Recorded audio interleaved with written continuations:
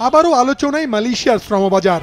সক্রিয় সিন্ডিকেট চক্র, ফের বড় অঙ্কের টাকার বিনিময়ে নির্দিষ্ট প্রতিষ্ঠানগুলোর মাধ্যমে কর্মী পাঠানোর চেষ্টা করছেন তারা।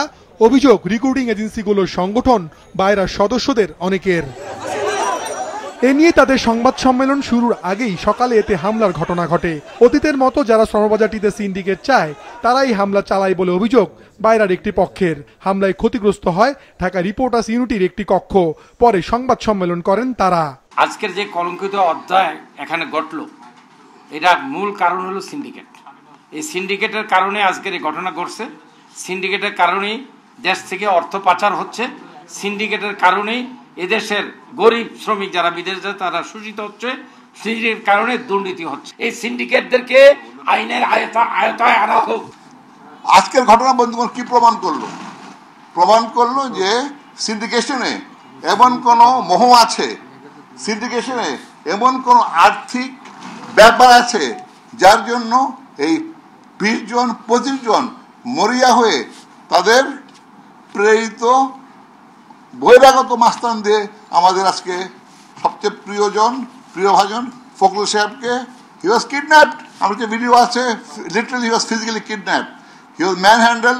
আমাদের মনির সাহেব, মুস্তফা মাহবুব সাহেব প্রত্যেকের রক্তাক্ত অবস্থায় আছে। অন্তর্বর্তী সরকারের অধীনে শ্রমবাজারটিতে যাতে এমন অনিয়ম না হয়, কম খরচে অন্যান্য দেশের মতো সিন্ডিকেট ছাড়াই কর্মী যেতে পারে, এই দাবিও জানান তারা। আওয়ামী লীগের মন্ত্রী, এমপি, নেতারা জড়িত ছিল এবং এই সিন্ডিকেট করে তারা বাংলাদেশ থেকে যত কর্মী গিয়েছে প্রত্যেক কর্মী থেকে 1,52,000 টাকা অতিরিক্ত চাঁদা নিয়েছিল এবং এই চাঁদাগুলো না দিয়ে বাংলাদেশ থেকে কোনো লোক কর্মী যেতে পারে নাই। 2 ট্রামে লাস্ট গভর্নমেন্টের আমলে 2 ট্রামে প্রায় 8 লক্ষ লোক গিয়েছিল এবং এই 8 লক্ষ লোক থেকে তারা 12,500 কোটি টাকা চাঁদা নিয়েছিল এবং সেখানে এই সিন্ডিকেট চক্র আবারও তারা আগের মতোই আছে।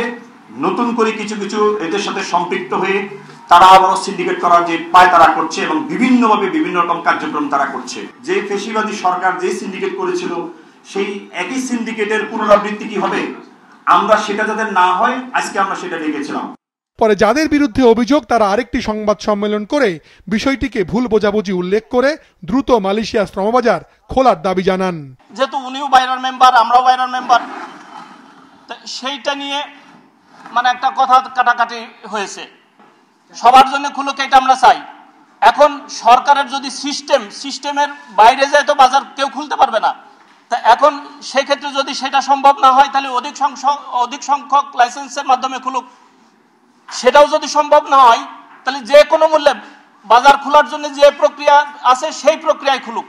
এদিকে নেপালেও দুষ্ট চক্র সিন্ডিকেট করার চেষ্টা করলে দেশটির সরকার এ বিষয়ে রাজি না হয়ে মালয়েশিয়ার সরকারকে চিঠি দিয়েছে। বাংলাদেশ থেকে কর্মী নেয়ার প্রক্রিয়া চূড়ান্ত করতে 21 ও 22 মে ঢাকায় 2 দেশের ওয়ার্কিং গ্রুপের বৈঠক হবে। নেপাল সরকার চিঠি দিয়েছে যে আমরা কোনো সিন্ডিকেট চাই না। মাশরুক রাহাত, মাছরাঙ্গা সংবাদ, ঢাকা।